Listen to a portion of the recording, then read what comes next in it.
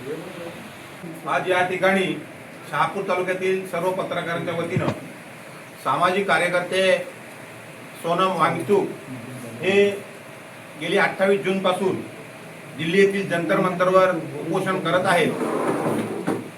नीट परीक्षेचा घोटाळा असेल किंवा या ठिकाणी महाराष्ट्रातील टीईटी परीक्षा असेल, या संदर्भात जे काही प्रकार झाला त्या संदर्भात ते उपोषणाला बसले आहेत आणि त्यांच्या मागण्या सुद्धा तसेच आहेत की केंद्रीय शिक्षण मंत्र्यांनी राजीनामा द्यावा, त्यानंतर टीईटी नेट परीक्षेमधल्या विद्यार्थ्यांना नुकसान भरपाई मिळावी, या मागण्या घेऊन ते बसलेले आहेत। आणि आजचा 20वा दिवस आहे, परंतु सरकारने काही दखल त्या ठिकाणी घेतली नाही।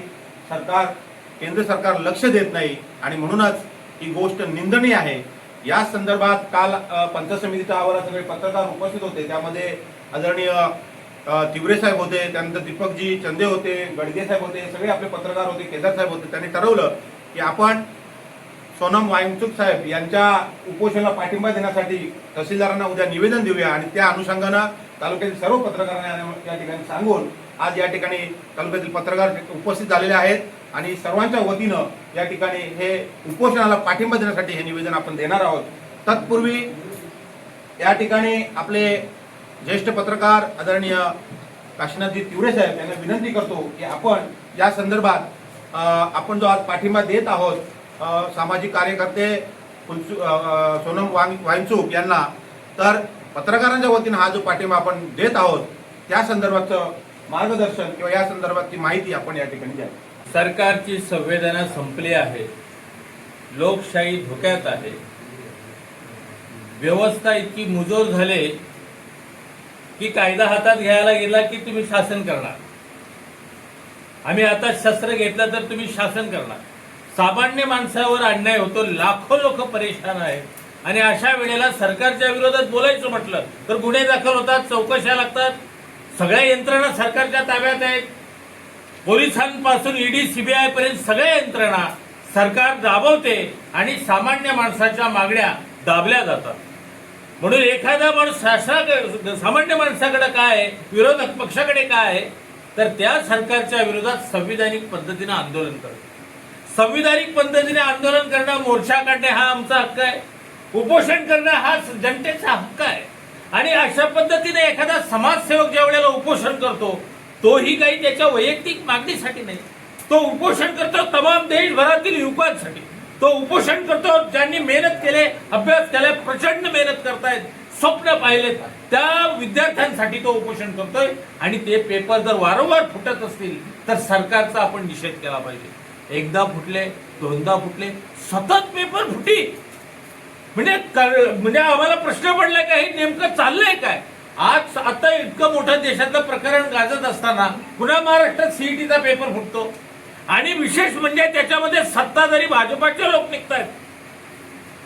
आणि सोनम वांगचूक हा एक शिक्षण तज्ञ आहे, तो देशाची अभिमान वाटावा इतका मोठा माणूस आहे। याच भाजपाने त्यांचं कौतुक केलं, ज्या वेळेला त्यांनी 370ला पाठिंबा दिला त्या वेळेला भाजपाने सोनम वांगचूक या माणसाच्या प्रतिमा यांचे फोटो टाकून सोनम वांगचूकचा आम्हाला पाठिंबा आहे अशा पद्धतीनं मोठ्या पद्धतीनं त्याचा गौरव केला। म्हणजे आम्ही बरोबर आहोत, म्हणजे त्याचं सर्टिफिकेट इतका मोठा माणूस, नंतर तुम्ही 6 महिने त्यांना आत टाकलं। चीन आपल्या भारतात घुसतोय हे बोलल्यानंतर सोनम वांगचूकला आत टाकणारे हे सरकार आहे। आता मला सांगा, मला फार जुना काळ सुद्धा आठवतो। सोनम वांगचूकचे वडील एकदा उपोषणाला बसले होते इंदिराजींच्या काळामध्ये आणि त्यांची मागणी काय होती, आदिवासींना आदिवासीचा दर्जा द्या। आणि त्या उपोषणाला देशाच्या पंतप्रधान इंदिरा गांधी स्वतः गेल्या आणि उपोषण सोडलं होतं। हे सरकार इतकं निर्लज्ज आहे, हे सरकार इतकं बेशरम आहे का आज 18व्या दिवशी ज्याला देशाचा, ज्याला जगामध्ये ज्याला पुरस्कार मिळालाय, 18 दिवस झाले, 19 आता 20वा दिवस आहे, इतका दिवस होऊन सुद्धा त्याच्या मृत्यूची वाट पाहते काय सरकार।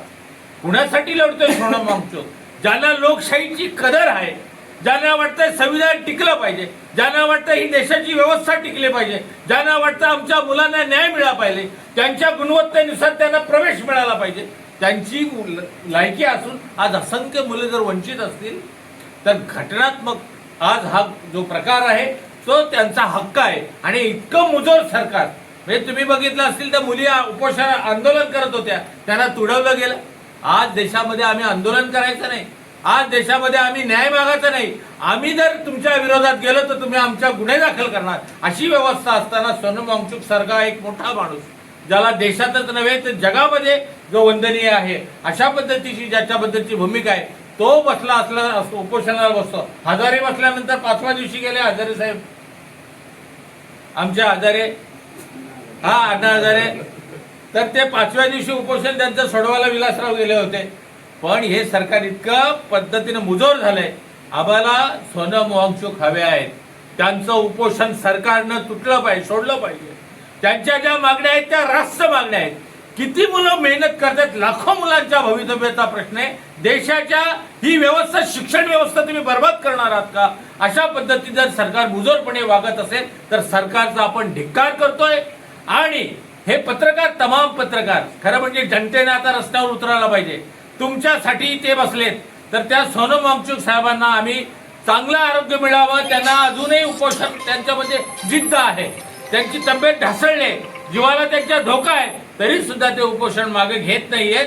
पण आपण सगळेजण त्यांच्या प्रकृतीसाठी परमेश्वराकडे प्रार्थना करूया आणि सरकारचा निषेध करत त्यांच्या भूमिकेचं समर्थन करत आहोत, त्यांना आम्ही पाठिंबा देत आहोत.